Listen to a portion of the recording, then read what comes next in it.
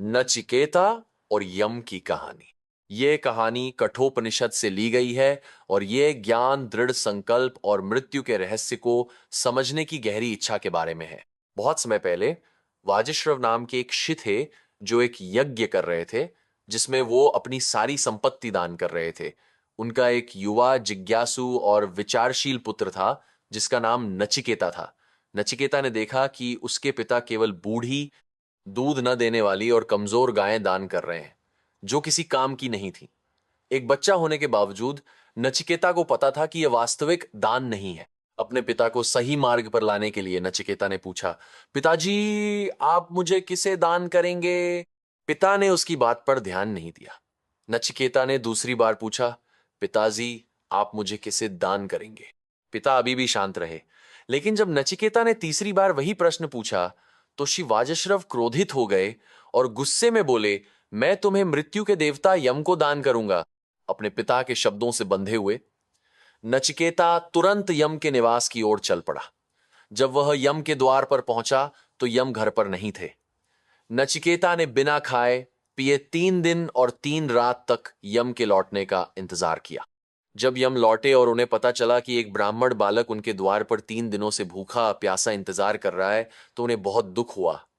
यह एक बड़ा पाप माना जाता था। प्रायश्चित के रूप में यम ने नचिकेता को 3 वरदान मांगने का प्रस्ताव दिया, हर उस रात के लिए जो उसने इंतजार किया था। नचिकेता ने अपना पहला वरदान मांगा, सबसे पहले मैं चाहता हूं कि जब मैं वापस जाऊं तो मेरे पिता शांत हों और उनका क्रोध शांत हो जाए और वे मुझे पहचान सकें और मुझसे प्यार कर सकें। यम ने सहर्ष यह वरदान दे दिया।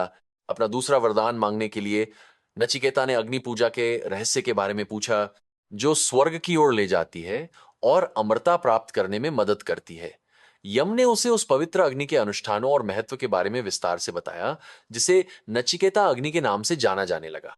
फिर आया तीसरा वरदान और यहीं से नचिकेता की सच्ची बुद्धिमत्ता और जिज्ञासा प्रकट हुई। नचिकेता ने पूछा, जब कोई व्यक्ति मर जाता है तो कुछ कहते हैं कि वह मौजूद है और कुछ कहते हैं कि वह नहीं है। मैं आपसे मृत्यु के बाद के इस रहस्य को जानना चाहता हूं। यम ये सुनकर हैरान रह गए। उन्होंने नचिकेता को यह वरदान न मांगने के लिए मनाने की कोशिश की। यम ने कहा, यह एक बहुत ही जटिल और गहरा रहस्य है जिसे देवताओं को भी समझना मुश्किल है। तुम धन, लंबी उम्र, राज्य या किसी भी सांसारिक सुख की मांग कर सकते हो, लेकिन इस रहस्य को छोड़ दो। लेकिन नचिकेता अटल रहा। उसने कहा, ये सब चीजें क्षणभंगुर हैं यमराज। मैं आपसे केवल वही ज्ञान चाहता हूं जो मृत्यु के बाद रहता है। मैं किसी और चीज से संतुष्ट नहीं हो सकता। नचिकेता के दृढ़ संकल्प, उसकी बुद्धिमत्ता और भौतिक सुखों के प्रति उसकी अनासक्ति से प्रभावित होकर यम ने आखिरकार उसे ब्रह्मज्ञान, आत्मान या आत्मा का ज्ञान सिखाने का फैसला किया। यम ने नचिकेता को आत्मा की अमरता, आत्मा और ब्रह्म, परम वास्तविकता के बीच संबंध और मृत्यु के बाद आत्मा की यात्रा के बारे में समझाया। यम ने नचिकेता को समझाया कि आत्मा न तो जन्म लेती है और न मरती है। यह शाश्वत और अविनाशी है। जो लोग आत्मज्ञान प्राप्त कर लेते हैं वे जन्म और मृत्यु के चक्र से मुक्त हो जाते हैं।